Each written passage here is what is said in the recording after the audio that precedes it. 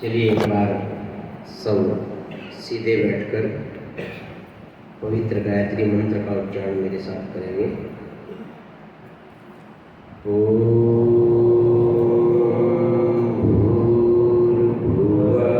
स्वः तत्सवितुर्वरेण्यं भर्गो देवस्य धीमहि धियो यो नः प्रचोदयात् धियो यो नः प्रचोदयात्।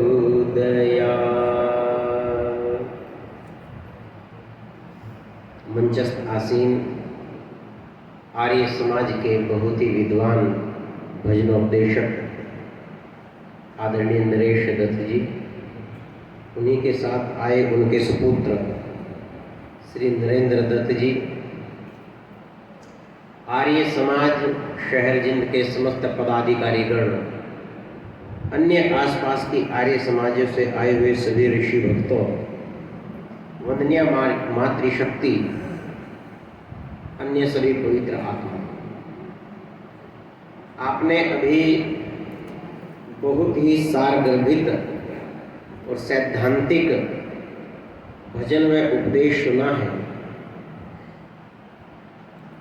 वेद की महिमा का वर्णन बड़े सुंदर शब्दों में आर्य जी ने किया है। ये आर्य समाज का स्थापना दिवस आप मना रहे हैं। आप यहाँ से इस बात को समझना प्रारंभ करेंगे कि आर्य समाज की आवश्यकता क्यों पड़ी, क्यों है और आगे भी क्यों रहेगी। एक राजा ने अंगूर की बेल लगवाई। उसे अंगूर बड़े पसंद थे। जैसे ही बेल पर अंगूर आए, पके, इससे पहले कि राजा उन अंगूरों को खाए, एक चिड़िया आई और अंगूर खाकर चली गई। राजा बड़ा परेशान हुआ, बड़े शौक से उसने बेल लगवाई थी। उसने अगले वर्ष फिर मौसम आने पर बेल लगवाई, फिर अंगूर आए, चिड़िया फिर। अब राजा आग बबूला हो गया। राजा बड़ा क्रोधित हुआ। तीसरी बार फिर बेल लगवाई और इस बार सैनिकों को नियुक्त कर दिया गया, जैसे ही वो चिड़िया आए उसको दबोच लो, उसने बड़ा नुकसान किया है मेरा, उसे पकड़ना है, मुझे सौंपना है, उसको दंड दूंगा, मैं मृत्यु दंड दूंगा। बेल पर फिर अंगूर आए। चिड़िया आदतानुसार अंगूरों के स्वाद को स्मरण करती हुई पुनः उस बेल पर आई। अंगूर खा ही रही थी कि सैनिकों ने चिड़िया को दबोच लिया। राजा को सूचना भिजवाई गई कि चिड़िया को पकड़ लिया गया है। राजा भी दौड़ता हुआ आया, दिखाओ वो दुष्ट चिड़िया कहाँ है। राजा को चिड़िया सौंप दी गई। राजा ने चिड़िया को अपनी मुट्ठी में खींच लिया, बोला कि चिड़िया तेरी गर्दन में काट ही दूंगा, तूने इतना क्रोधित मुझे कर दिया है। चिड़िया ने नन्ही नन्ही आंखों से राजा की ओर देखा और बोली, राजा तेरी मुट्ठी में कैद हूं मैं और तूने मारने का निश्चय कर ही लिया है, तो तू छोड़ेगा भी नहीं, मार ही डालेगा मुझे। पर मुझे साधारण चिड़िया न जान, मैं साधारण चिड़िया नहीं हूं। मरने से पहले तुझे 4 बातें बताना चाहती हूं। कितनी बातें? 4 बातें तुझे बताना चाहती हूं। वे 4 बहुत गहरी बातें हैं, वे 4 बहुत विशेष बातें हैं। यदि ना बताई तो मेरी साथ तो चली जाएंगी। मैं चाहती हूं कि मेरे बाद भी मैं बातें रहें संसार में। राजा को लगा कि बात सुननी चाहिए। राजा ने कहा, अच्छा बता, अंतिम इच्छा तो किसी की भी पूरी की जाती है, तेरी भी अंतिम इच्छा पूरी करता हूं। बता वे 4 बातें जो तू बताना चाहती है। चिड़िया बोली, देख राजा, पहली बात तो ये याद रखना, मेरी मृत्यु के पश्चात भी हाथ में आए हुए शत्रु को कभी छोड़। पहली बात याद रखना कि हाथ में आए हुए शत्रु को कभी छोड़ मत देना। राजा ने कहा, बात तेरी ठीक है चिड़िया। दूसरी बात बता। चिड़िया बोली, देख राजा, दूसरी बात यह है, पहली बात तो अगर हाथ में आ जाए शत्रु उसको छोड़ मत देना, और दूसरी बात यह है, यदि कुछ हो जाए जीवन में, अच्छा या बुरा, हानि या लाभ, उसके पीछे पश्चाताप मत करना। जो भी हो जाए आगे बढ़ना, नए जोश नए जुनून के साथ, परंतु जो घट जाए घटना उसके पीछे रोने मत बैठ जाना, उस पर समय मत खोना। राजा बोला, बात तो तेरी ये भी सही है चिड़िया, चल बता तीसरी बात। उसने कहा, तीसरी बात राजा ये है, असंभव बातों पे कभी विश्वास, असंभव बातों पर कभी विश्वास मत करना राजा। राजा बोला, चौथी बात। चिड़िया बोली, चौथी? अरे मुट्ठी तो तूने इतनी तेज से बंद की हुई है, 3 बात बड़ी मुश्किल से गले से निकली, इतना तूने मेरे गले को दबाया हुआ है, आवाज निकलती नहीं, सांस लेना दुभर हो रहा है। मुझे लग रहा है राजा, ये चौथी बात तो मेरे साथ ही। थोड़ा ढीला छोड़ गर्दन को, हाथ को ढीला कर मैं कहूं अपनी चौथी बात। बातों में खोए हुए राजा ने हाथ ढीला किया और चिड़िया, राजा ने हाथ ढीला किया और चिड़िया उड़ गई। जाके दूर एक तार पर बैठी चिड़िया, और राजा चिल्लाया, अरे धोखेबाज चिड़िया, बड़ी झूठी है तू, धोखा दे गई मुझे। चिड़िया बोली, ना राजा, धोखा नहीं दिया, अपने प्राण की रक्षा करना तो सबका कर्तव्य है, धोखेबाज इसलिए नहीं हूं। चौथी बात बताए बगैर जाऊंगी नहीं। राजा ने सोचा चिड़िया तो निकल ही गई हाथ से, वो चौथी बात तो सुन ही लूं। राजा बोला, अच्छा बता, चल चौथी बात बता वो। चिड़िया बोली, राजा सुन, मैंने शुरू में कहा था मैं साधारण चिड़िया, जिस चिड़िया को तूने छोड़ दिया राजा, मुझ चिड़िया के पेट में 4 लाल रत्न है, और 1 लाल रत्न की कीमत इतनी है जैसे तेरे 10 राज्य। अगर ना छोड़ता, पकड़ के रखता, तो अपने जैसे 10 राज्य बना लेता, चक्रवर्ती सम्राट बन जाता। जैसे ही ये बात सुनी राजा ने पछाड़ खा के गिर पड़ा भूमि पर, रोने लगा, ये क्या हो गया मुझसे, चक्रवर्ती बनता बनता रह गया, अरबपति हो जाता। और विलाप करने लगा राजा। चिड़िया उड़ने से पहले एक बात बोली राजा से, राजा एक 5वीं बात और कह दूं। रोता हुआ राजा बोला, कह। उसने कहा कि आज ही राज्य छोड़ दे, राजपाट छोड़ दे, तुझमें राजा बनने का एक भी गुण, तुझमें राजा बनने का एक भी गुण नहीं है। तेरे हाथों में ये राज्य सुरक्षित नहीं है राजा, इसको आज ही छोड़ दे। आग बबूला हो गया राजा, क्या कहती है, मुझ में राजा बनने का एक भी गुण नहीं, ऐसा कैसे कह सकती है तू चिड़िया। चिड़िया बोली, देख राजा, मैंने पहले कहा था हाथ में आए हुए शत्रु को मत छोड़ देना, तूने पहली गलती तो यही कर दी।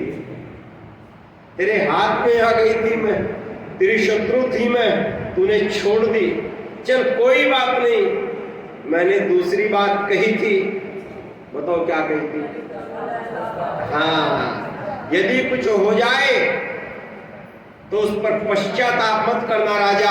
अभी तो समझाया था तुझे, अब मैं उड़ गई तो उड़ गई, नहीं रहे लगे तेरे हाथ लाल रतन तो न लगे, तू तो अभी विलाप करते हुए धरती पर लेट गया राजा, तू राजा बनने के काबिल नहीं है।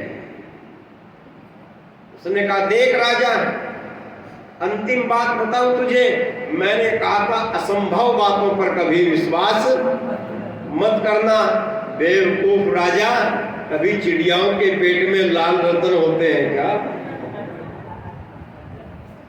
मैंने कह दिया और तूने मान लिया। देख राजा, कोई भी व्यक्ति, परिवार, समाज, राष्ट्र जो केवल कही हुई बातों पर आंख बंद करके विश्वास कर लेता है, जो असंभव बातों पर विश्वास करता है, वह व्यक्ति, वह परिवार, वह समाज, वह राष्ट्र अधोपतन को प्राप्त होता है, वह कभी उन्नति नहीं कर सकता। याद रखना, वो चिड़िया बोलने वाली कभी संसार में होती नहीं। ये जो राजा है ना, ये हिंदू जाति है, जो आर्य से बिगड़कर अपने को हिंदू बना बैठी। ये जो चिड़िया है ना, आर्य समाज है। चार गलती की इस जाति ने, हाथ में आए हुए शत्रुओं को छोड़ दिया। इससे भी इतने ना टूटते हम, ना टूटता ये राष्ट्र। दूसरी बड़ी गलती इसने की, असंभव बातों पर विश्वास किया है इस जाति ने, और उसी का परिणाम है कि खंड खंड में बटी ये जाति आज मानसिक गुलाम हो गई है। ऐसी गुलामी की जंजीरों में जो जंजीरें दिखाई नहीं दे रही है, परंतु सबको जकड़े हुए हैं। रेगिस्तान में एक व्यक्ति, अच्छा समझ में तो आ रही है, रेगिस्तान में एक व्यक्ति अपने ऊंटों के काफिलों को लेकर चला जाता था। चलते चलते शाम हो गई, रात घिराई, अंधेरा छाने लगा।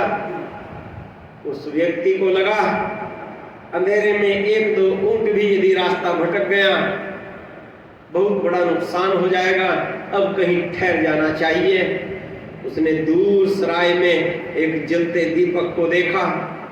वह गया उस सराय के मालिक के पास, हाथ जोड़कर बोला, मालिक, ऐ सराय के मालिक, मेरे हैं ये 100 ऊंट और रास्ता अंधकार से परिपूर्ण है, कहीं ये रास्ता भटक ना जाए, कहीं मैं इन ऊंटों की संपत्ति को खो ना दूं अपने हाथ से।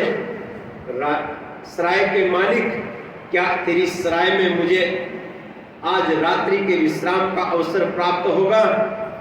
सराय का मालिक बड़े प्रेम से बोला, ये सराय इसीलिए तो होती है मेरे मित्र, रास्ते में भटके हुए लोग यहाँ आकर विश्राम कर लें।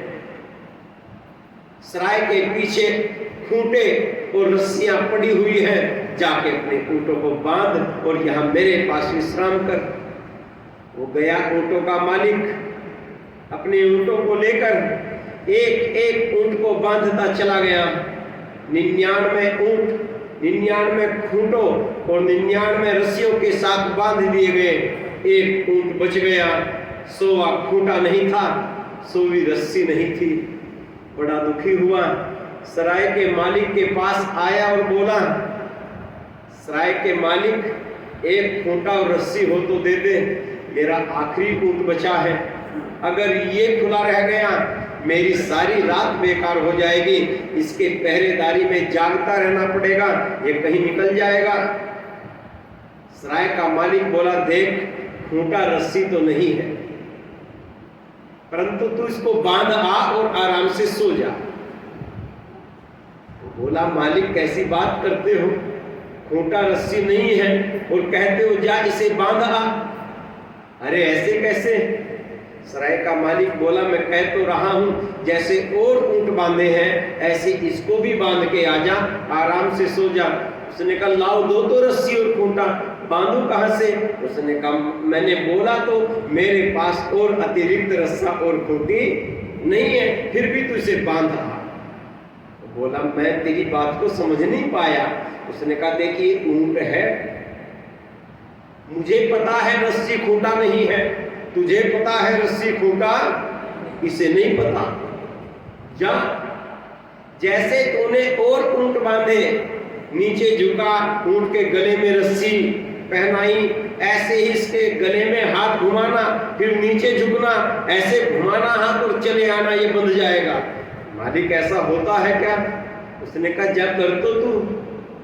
गया ऊंट का मालिक अंतिम सोवे ऊंट को लेकर उस लाइन में जहां ऊंट बने थे, गले में हाथ घुमाया जैसे रस्सी बांध रहा हो, नीचे झुका, एक अभी ने ऐसा किया बांधने का और चला आया। बाद में जाके थोड़ी देर बाद देखा ऊंट वहीं बैठा हुआ है, आराम से सो गया। सुबह उठा, 99 ऊंट खोले, चल दिया। सोवे ऊंट को चलने के लिए मारी लात, चल खड़ा हो, ऊंट तो अपनी जगह से हिले ना। बड़ा घबरा गया, आया दौड़ता हुआ सराय के मालिक के पास। मालिक काला जादू आता है तुम्हें, तुमने बांध दिया मेरा ऊंट, वो चलता नहीं अपनी जगह से। उसने कहा ये बता खोला क्या? उसने कहा मालिक बंधा कहां था? मालिक बंधा कहां था वो? उसने कहा देख तुझे पता है कि बंधा नहीं था, मुझे पता है कि ऊंट को पता है कि वो बंधा है, जा उसे खोल। वो गया, ऊंट के गर्दन पे हाथ घुमाया, खूंटे से रस्सी दूर फेंकने का इशारा किया, ऊंट अन्य ऊंटों के पीछे चल दिया। वो व्यक्ति ऊंटों को लेके चला, थोड़ी दूर गया था, दौड़ता दौड़ता सराय के मालिक के पास आया। अब वो सुनो जो मैं तुम्हें कहना चाहता हूं। इस कहानी का जो सूत्र मैं तुम्हारे हृदय की ग्रंथि में उतार देना चाहती हूं, उसको सावधान होके सुनना। वो आया, सराय के मालिक से बोला देख मालिक मेरे ऊंट आगे चले गए हैं, मैं दौड़ता हुआ तेरे पास आया हूं, मुझे ये बता तुझे कैसे पता था कि ये ऊंट बिना रस्सी और बिना खूंटे के भी बंध सकता है? ये विद्या, ये ज्ञान तुझे कहां से हुआ? तुझे कैसे पता था ऐसा हो जाएगा? सराय का मालिक बोला देख तेरा कार्य हो गया ना, रात को सोया ना अच्छे से, चला जा, इस बात की गूढ़ता को, इस बात के रहस्य को मत पूछ। उसने कहा ना मालिक मैं सारे रास्ते इसी चिंता में रहूंगा, ये हो क्या गया, कैसे हो गया, तू बता तो सही। सराय के मालिक ने गंभीर बात उससे कही, मेरे मालिक मेरे मित्र, ये ऊंट जो बिना रस्सी के बंध गया, इसमें कोई बड़ा ज्ञान विज्ञान नहीं है, इसमें कोई बहुत बड़ी विद्या की आवश्यकता नहीं है। मैं जानता था कि ये बिना रस्सी और बिना खूंटे के बंध जाएगा। कैसे जानते थे? मैं जानता था ये तो एक पशु है, मैं तो जानता था कि ये तो एक पशु है। संसार में बड़े बड़े पढ़े लिखे बुद्धिमान लोग बिना रस्सियों के बंधे पड़े हैं, अपने खूंटे से अलग जाने को तैयार नहीं। जब अपने आप को बुद्धिमान कहलाने वाला मनुष्य बिना रस्सियों के बंध सकता है खूंटों से, ये तो पशु है। कोई राधा स्वामी से बंधा है, कोई किसी पाखंड से बंधा है, कोई किसी पाखंड से बंधा है। इन रस्सियों को खोलने के लिए आर्य समाज बनाया गया था। इन रस्सियों को तोड़ने के लिए, तुम्हें आजाद करने के लिए ऋषि दयानंद आए थे। बड़ा अन्याय हुआ आर्य समाज के साथ। इतिहासकारों ने, साहित्यकारों ने, इस भारतीय जनमानस ने एक घोर अन्याय किया ऋषि दयानंद के साथ। आर्य समाज और ऋषि दयानंद का एक मुखड़ा पूरे देश में बनकर रह गया। आर्य समाजी कौन? जो मूर्ति पूजा का विरोध, और पहचान नहीं, सब में यही प्रचारित कर दिया गया। आर्य समाजी कौन? जो मूर्ति पूजा का। ऋषि दयानंद कौन? जो मूर्ति पूजा का। क्या इतना सा चरित्र ऋषि दयानंद और आर्य समाज का था? और चलो, क्या केवल आर्य समाज ने मूर्ति पूजा का विरोध किया? अरे उनको भी छोड़िए, हिंदू धर्म के पुनर्संस्थापक आप जिन्हें कहते हैं, आदि शंकराचार्य अपनी परा पूजा नाम की पुस्तक में लिखते हैं, अधमा प्रतिमा पूजा स्त्रोतम जाप्यम च मध्यमा उत्तमा निगमा पूजा सोहम पूजा महात्मना। शंकराचार्य लिखते हैं, अधमा प्रतिमा पूजा, सबसे गिरी हुई नीच कोटि की जो पूजा होती है वो प्रतिमा पूजा होती है। स्त्रोतम जाप्यम च मध्यमा, जो भजन आदि कीर्तन आदि करके ईश्वर की स्तुति करते हैं वो मध्यम कोटि की पूजा है।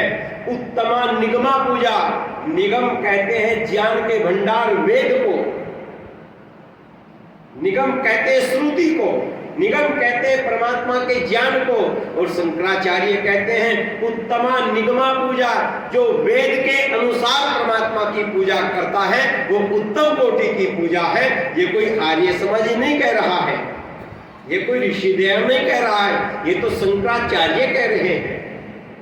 और केवल शंकराचार्य ही नहीं, आप भागवत पुराण पढ़ेंगे, उसके भी स्कंद 2 में 2 श्लोक क्रमशः आते हैं। उनमें लिखा है, न विष्णु उपासना नित्या अस्ति शिवस्य अपि तथैव च। न विष्णु उपासना नित्या अस्ति शिवस्य अपि तथैव च। गायत्री उपासना नित्या अस्ति सर्वै वेदै स्मृताः। न विष्णु की उपासना नित्य कहीं बताई गई है, शिवस्य अपि तथैव च, वैसे ही शिवलिंग की उपासना का कहीं विधान नहीं है। अगर उपासना करनी है, गायत्री उपासना नित्या अस्ति, गायत्री उपासना, गायत्री की साधना, उस ज्ञान पुंज की साधना, गायत्री मंत्र के माध्यम से, ये सब वेदों और स्मृतियों में इसका व्याख्यान किया गया है। ऐसा कोई आर्य समाजी नहीं कह रहा है, ये तो पुराण कह रही है। कबीर क्या कहते हैं वो तो आपको सबको याद होगा, पत्थर पूजे से हरि मिले, मैं पूजूं पहाड़ ताकि से चाकी भली, पीस खाए संसार। यदि पत्थर पूजने से हरि मिलता तो मैं पहाड़ की पूजा कर देता, इतने बड़े पत्थर की। इससे अच्छा तो चाकी का पत्थर है जिसके पीसा हुआ संसार खाता तो है। ये सारी बातें उन्होंने कही, जिसको भी ज्ञान हुआ, जिसे भी सत्य का थोड़ी भी किरण जिसके हृदय पर पड़ी, उसी ने सत्य को प्रकाशित किया, उसी सत्य का सूर्य लेके आए थे ऋषि दयानंद। परंतु ऋषि दयानंद का चरित्र इतना छोटा कर दिया गया संसार में, इतना विस्तृत ऋषि का चरित्र था। अभी ज्ञान विज्ञान की बात नरेश दत्त जी कर रहे थे। ऋषि दयानंद सज्जन सिंह को एक पत्र लिखते हैं, आर्य समाज की स्थापना दिवस पे से सुन लेना। चलो इससे पहले एक और सुना दूं, स्थापना दिवस पे याद आ गया। जिस समय मुंबई के अंदर ऋषि दयानंद आर्य समाज की स्थापना कर रहे हैं, स्थापना दिवस से 3 दिवस पूर्व एक आर्य समाज की ही समिति का व्यक्ति ऋषि दयानंद के पास आता है और वो कहते हैं कि इतना उत्साह है लोगों में, गुरुवर, लोग बड़े उत्साहित है इस आर्य समाज को देखने के लिए, जानने के लिए, जुड़ने के लिए, और मैं ऐसे समय पे प्रार्थना करने के लिए उपस्थित हुआ हूं। हे देव दयानंद, हे ऋषिवर, यदि आर्य समाज के नियमों में सम्मिलित कर लेंगे कि आत्मा और परमात्मा भिन्न नहीं है, आत्मा और परमात्मा एक ही है।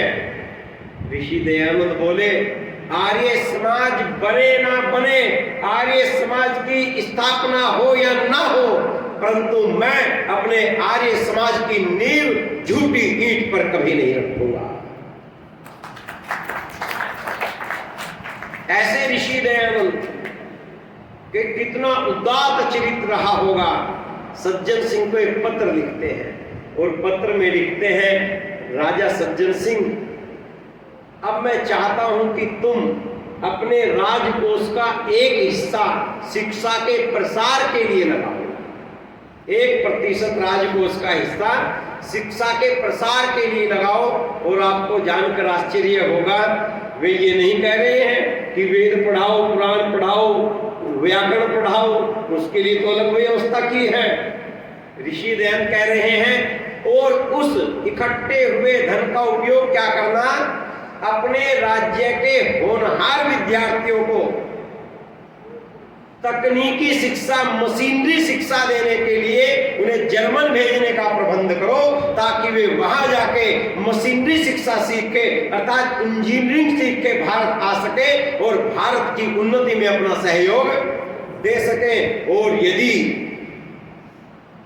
यदि वहां जाने का प्रबंध न हो तो उस पैसे से जर्मन के तकनीकी शिक्षा देने वाले अध्यापकों को अपने राज्य में बुलाओ और अपने राज्य के होनहार विद्यार्थियों को तकनीकी शिक्षा दो। इसके बिना भारत की उन्नति संभव नहीं। ये विचार एक सन्यासी के थे। तो मैं कह रहा था कि असंभव बातों, आर्य समाज और ऋषि दयानों ने कहा कि उन्नति होगी तब, उन्नति का रास्ता खुलेगा तब, जब आप अपनी अज्ञान की बेड़ियों को काटने के लिए तैयार हो जाओगे। मैं गुरुकुल यमुनानगर के प्राचार्य पद पर था। एक व्यक्ति सभा में यमुनानगर में बोल रहा था, एक व्यक्ति सुन रहा था, उसको कुछ अच्छा लगा होगा, और शाम के समय अपना स्कूटर लेके गुरुकुल आ गया। आके मेरे पास बैठा रहा, काफी सारी बातें की और हाथ जोड़कर बोला कि मैं प्रत्येक रविवार को आ सकता हूं। मैंने कहा स्वागत है आप। उसने कहा जी नहीं, मैं आसाराम का। मैंने कहा तो कोई बात नहीं है, आप किसी के भी साथ जुड़े हुए हो, आप आइए, आपका स्वागत है। वो आए, लगभग 1 मास तक वो आते रहे, प्रवचन चलता रहा। 1 मास पश्चात वो व्यक्ति बोले कि आचार्य जी एक प्रार्थना आपसे है, अब मुझे यज्ञोपवीत देकर आर्य समाजी आप बना दीजिए, आर्य समाज से जोड़ दीजिए। मैं जान गया क्या सत्य है क्या असत्य है। मैं भी बड़ा गदगद हुआ, एक व्यक्ति कम से कम इतना जान गया। मैंने कहा देखिए, आप विचार कर लीजिए, कोई बात नहीं है। मैं नहीं कहता आप जहां जुड़े हैं वहां बहुत गलत है या सही है, परंतु यज्ञ आदि को अपना लीजिएगा, ठीक है। उसने कहा जी नहीं, मुझे तो ज्ञान हो गया है, अब मुझे आप आर्य समाजी बना ही दीजिए। तो स्वागत है आपका, कल आ जाइए आप।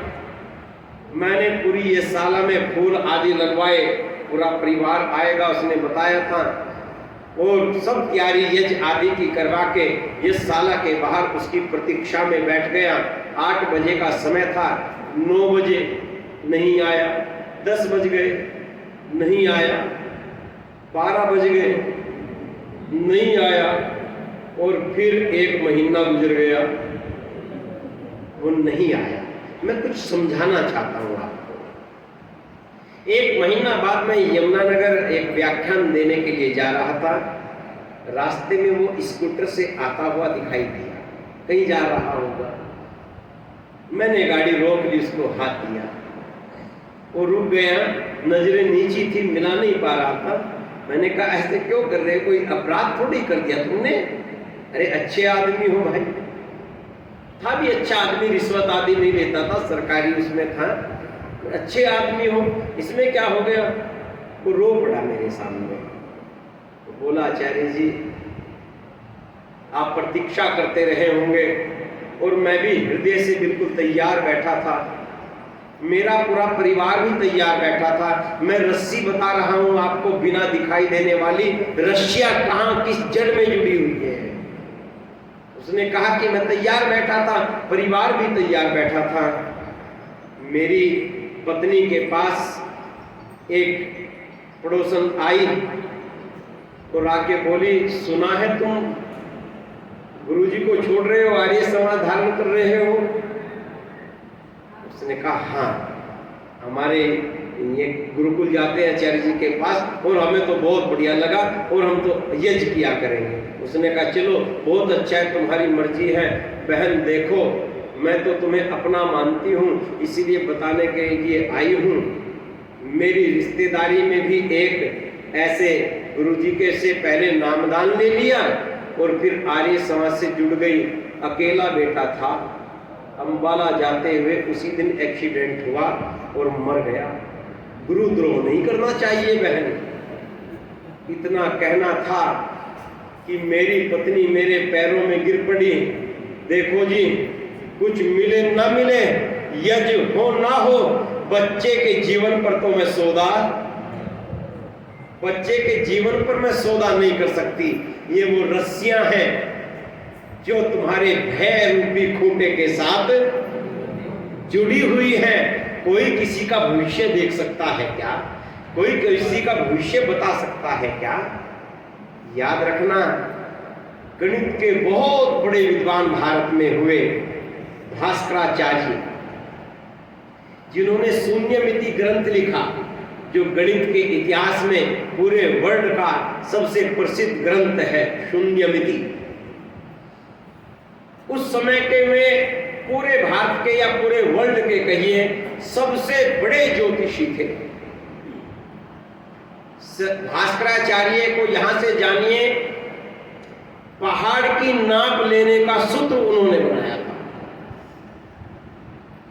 ऐसे भास्कराचार्य की बेटी विवाह योग्य हो गई और भास्कराचार्य ने 3 दिन तक माथा पच्ची करके अपने उस ज्योतिष शास्त्रों का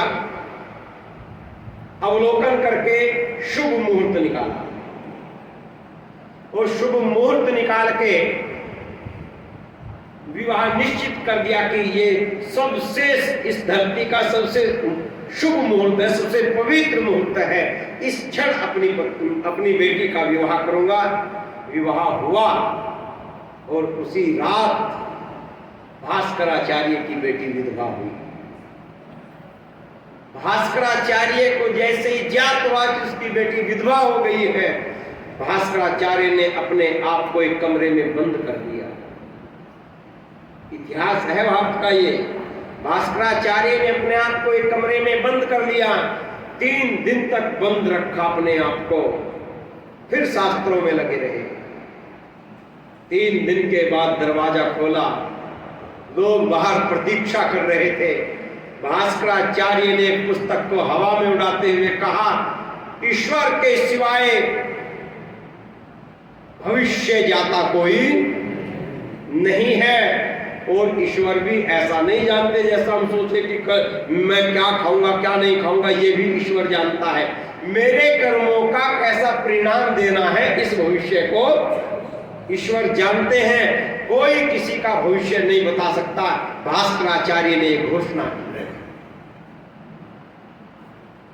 फिर भी हम छोटी छोटी रस्सियों से इस प्रकार बंधे हुए हैं। एक मेरे मित्र हैं, हरिद्वार के हैं, पौराणिक पंडित हैं, गुरुकुल से ही पढ़े हुए हैं, फिर पौराणिकों के साथ जुड़ गए, तो वहां बड़े प्रसिद्ध हैं वो, दीपांकर शर्मा। तो मुझसे बात होती रहती है। ये बातें तुम्हें बतानी इसलिए आवश्यक है, आप बड़े प्रेम से दूसरों को बताओगे तो समझ जाएंगे। उससे मेरी बात होती रहती है। मैंने उससे पूछा, अच्छा ये बताओ भाई, तुम्हारे पास बहुत हाथ दिखाने आते हैं, ये करते हैं, तुम कैसे भाई बता देते हो, लाइन लगती है? उसने कहा मुझसे, देखो ये हमारी है तो गुप्त बात, परंतु आप हमारे मित्र हो, चलो बताए देते हैं। इसमें कुछ भी नहीं है। मैं एक ज्योतिषी पंडित की बात जो की क्यों आपसे बता रहा हूं। उसने कहा इसमें कुछ भी नहीं है। मैंने कहा नहीं भाई, इतने लोग आते हैं, आप कैसे जान कैसे लेते हो भाई? उसने कहा इसमें कुछ भी नहीं है। जब हम यहाँ आए थे, हमें 20-25 प्रश्न रटवा दिए गए थे। 20-25 बातें रटवा दी गई थी कि बस इनको रट के रखो। मैंने कहा जैसे? उसने कहा जैसे कोई स्त्री आई, अगर अधेड़ उम्र की महिला है, वो आई, उसका हाथ देखो और देख के कहो हाँ तुम परिवार में सबकी हो, तुम्हारा कोई नहीं है।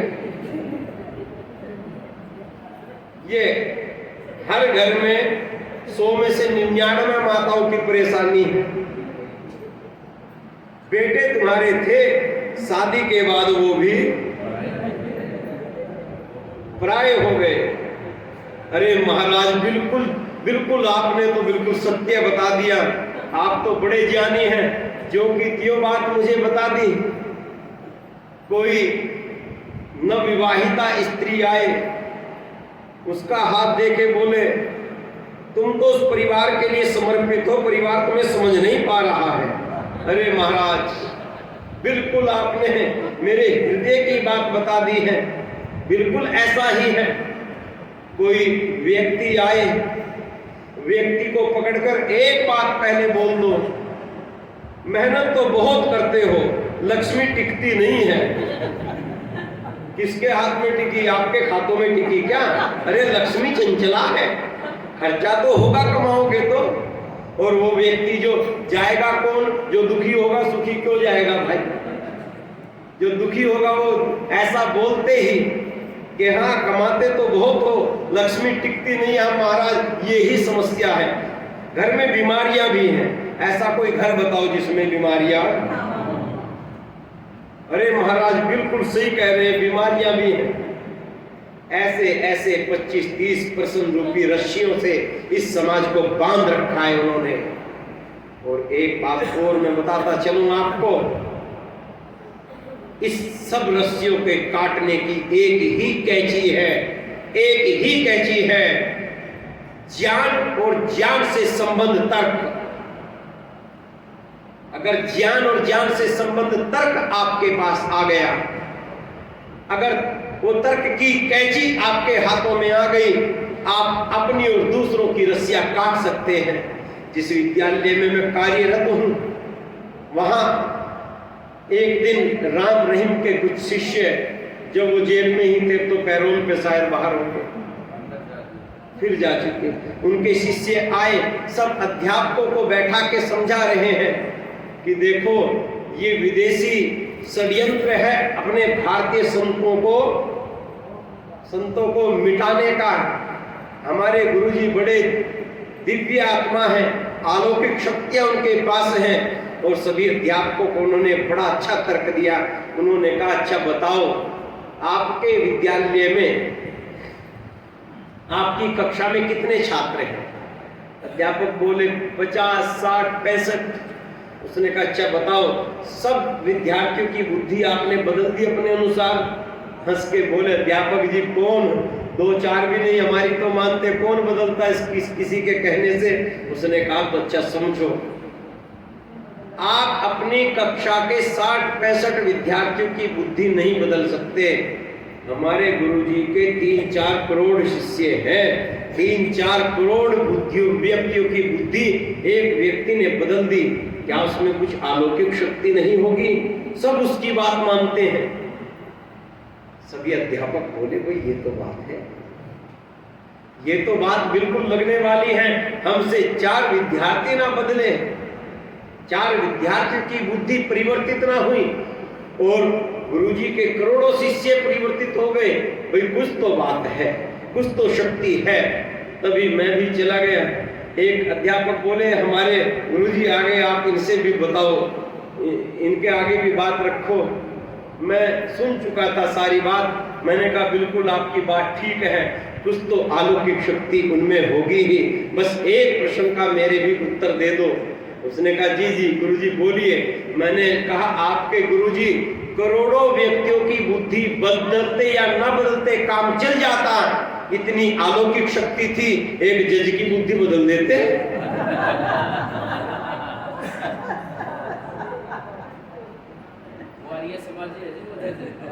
हाँ मुझे पता है, हमारे यहाँ उनको सम्मानित किया गया था जोनाता पंडा में।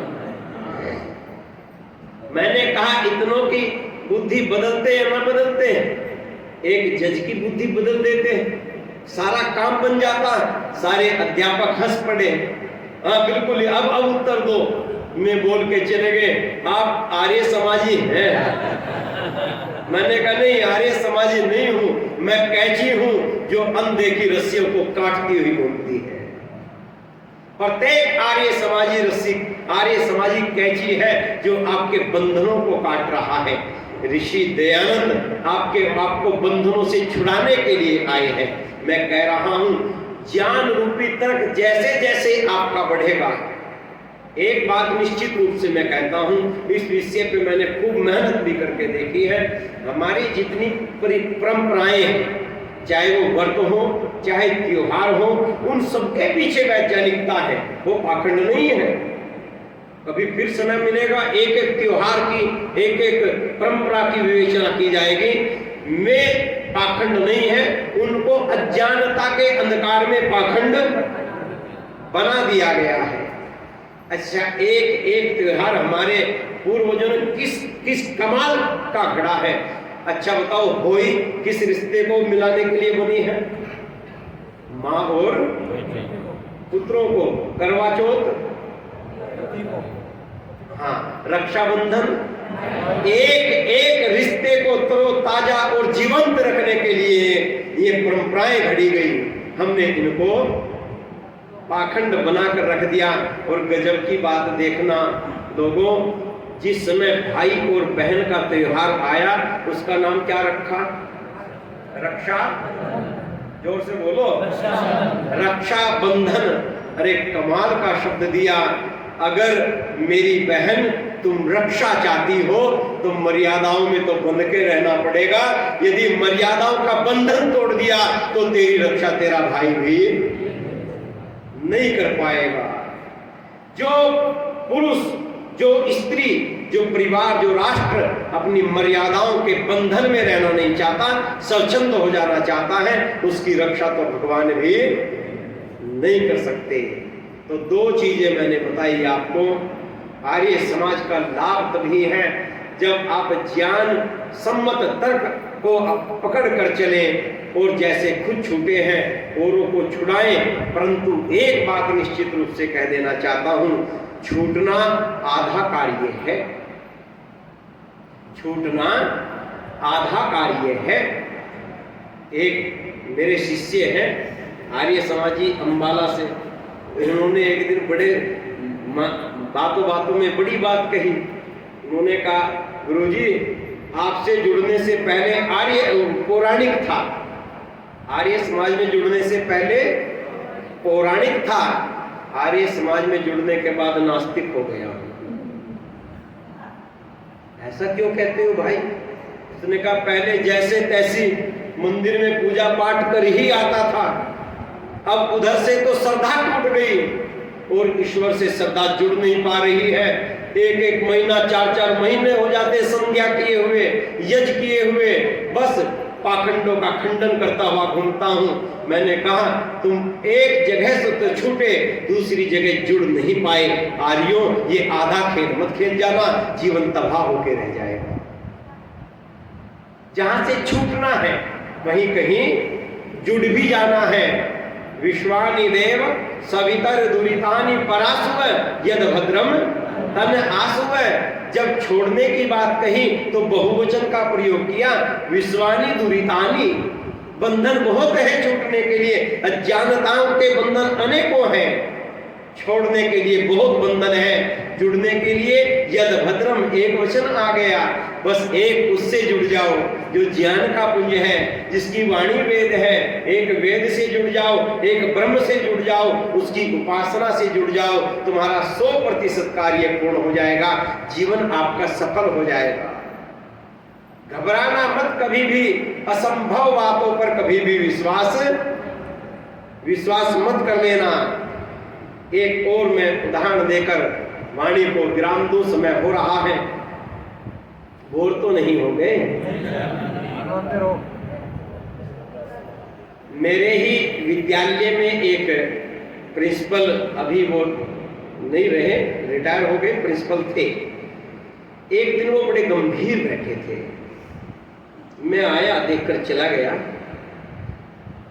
फिर दोबारा आया, फिर भी उन्होंने कोई नमस्ते आदि नहीं दी, बड़े रोने से वो बैठे थे।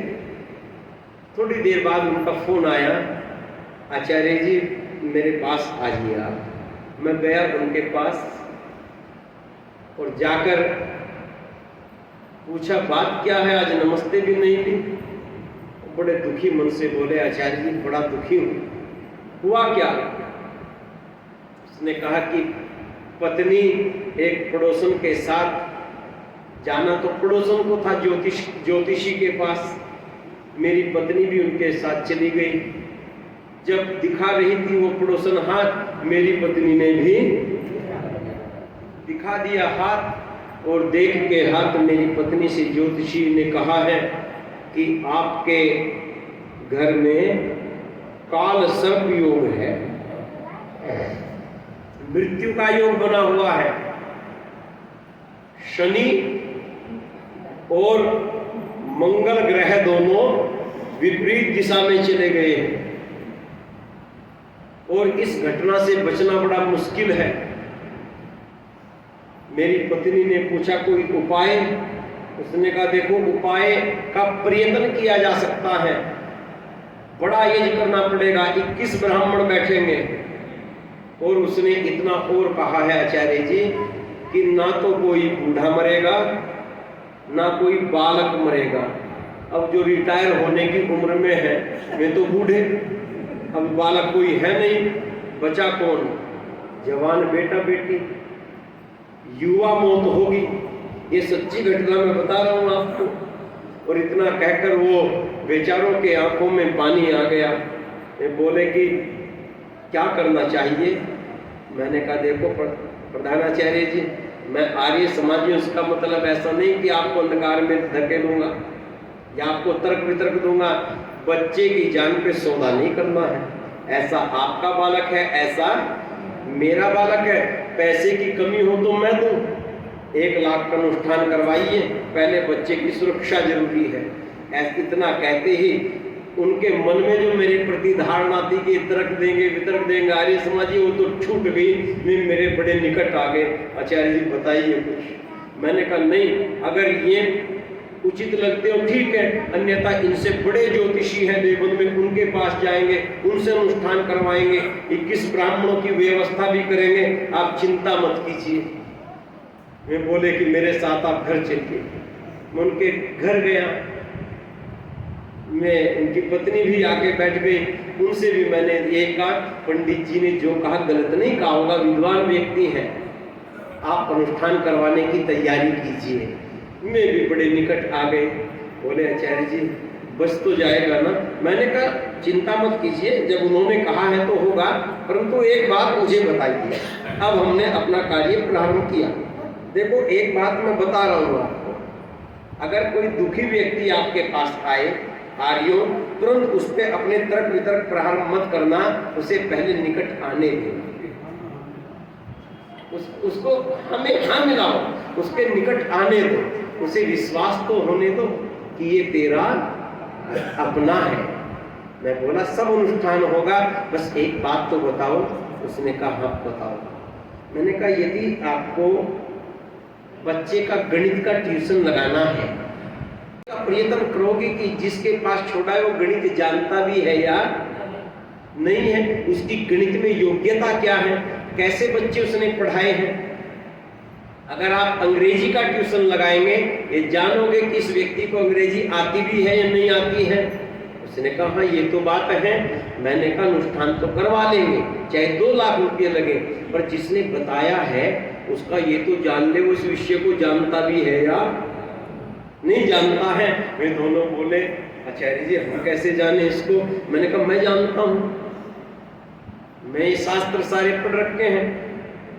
और मुझे साथ लेकर वे उस ज्योतिषी महाराज जी के पास चले गए। मैंने कहा देखो शिकल से चेहरे से पहचाने ना पहचाने, उनके सामने मेरा रियल नाम मत ले देना, सहारनपुर के लगभग सभी पंडित आदि जानते हैं। उसने कहा जी ठीक है। उन्होंने नाम मेरा कुछ और दे दिया। मैंने कहा पंडित जी बच्चा हमारा बच तो जाएगा। उसने कहा देखो प्रयत्न पूरा करूंगा, ईश्वर पर विश्वास रखो, आप खर्चे से मत हटना, अनुष्ठान से हम नहीं हटेंगे। मैंने कहा बच्चे से ज्यादा पैसे कहाँ महाराज? अच्छा महाराज, आप तो ये ग्रहों उपग्रहों के विषय में सारा जानते होंगे। तो वो हंसते हुए बोला पिताजी भी यही कार्य करते थे, उनके पिताजी भी और मैं भी 3 पीढ़ियों से हैं। मैंने कहा जी बहुत धन्यवाद महाराज, तो आप बता क्या रहे थे, क्या क्या बिगड़ा हुआ है? उसने कहा काल सर्प का योग है, शनि और मंगल की गति विपरीत हो गई है। मैंने कहा महाराज बस इतना, मुझे कुछ बात पूछ लूं? उसने कहा पूछो। मैंने कहा जो गति बिगड़ी हुई है शनि की और मंगल ग्रह की, मुझे पहले इतना बता दीजिए, जैसे पृथ्वी की एक गति है कि 365 दिन में ये सूर्य का एक चक्र लगाती है, चंद्रमा की भी एक गति है, ऐसे आप केवल इतना बताइए शनि ग्रह की गति क्या है, वह एक परिक्रमा कितने दिनों में पूरी करता है? ये हमारे, ये तो भूगोल का विषय है। मैंने कहा नहीं महाराज गति तो बिगड़ी हुई है। अरे ये पता तो तभी लगे स्पीड घटी या कुछ तो बताओ महाराज, मैं आपको बताऊं, फिर मेरे मन का वो अंकुर प्रस्फुटित होता है अपनी परंपराओं को लेकर। शनि ग्रह के साथ 3 चीजें जुड़ी जाती है। एक तो शनि का छल्ला, शनि का छल्ला पढ़ाया जाता है। दूसरा, किसी ने कभी जानने का प्रयत्न किया, ये जो शनि के नाम पे घूमते हैं ये सरसों का तेल लेते हैं। अच्छा, किसी ने जानने का प्रयत्न किया ये छल्ला आया कहां से, तेल आया कहां से? और शनि की कौन कौन सी गति हैं?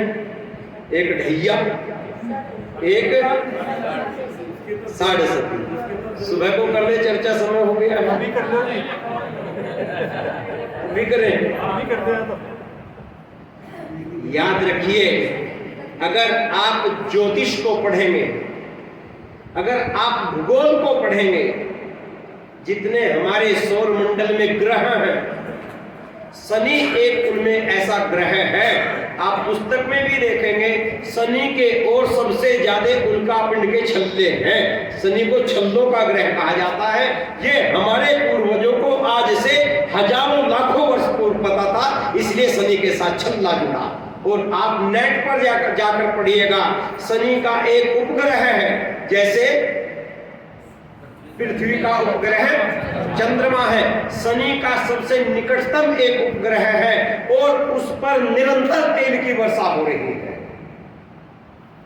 ये हमारे पूर्वजों को लाखों साल पता था, पहले पता था, इसीलिए शनि के साथ तेल जोड़ दिया गया। यहां तक कि बहुत सारी बातें हैं, 108 ही क्यों मन के होते हैं माला में। हिंदू परंपरा में तो ये तो 51 की संख्या शुभ मानी जाती है, 101 की, 151 की। आज तक आप किसी ने 108 रुपये कन्यादान दिया कहीं? कितना दिया? तो माला में 108 मन के कहां से आए? ये चर्चा सुबह को करूंगा। मैं कह रहा था, मैंने पूछा महाराज गति तो, अच्छा मंगल की गति बता दो। वो बोला कि आपको करवाना है तो करवाओ, ये तर्क नहीं महाराज ऐसा क्यों कह रहे हो? अच्छा चलो गति नहीं बताते, शनि का गुरुत्वाकर्षण बता दो, ग्रेविटी कितनी है। अच्छा शनि का आयतन बता दो। अरे कुछ तो, जिस ग्रह की गति तुम बिगड़ी हुई बता रहे हो उसके विषय में कुछ तो बताओ। मैं उठकर अपने कमरे में चले गए, दरवाजा बंद कर दिया। मैं बोला देखो जान बच गई। इसने जो आपके बेटे के विषय में बताया था गलत बताया था, ये ट्यूशन गलत पढ़ा रहा था, इसको इस विषय में कुछ भी पता। जो रो रहे थे दोनों हंसकर बोले आचार्य जी आपने हमारी जान बचा दी। मैंने कहा नहीं, अगर ऐसे ही जुड़ गए अगला जन्म भी बचा देंगे, इतनी उम्मीद।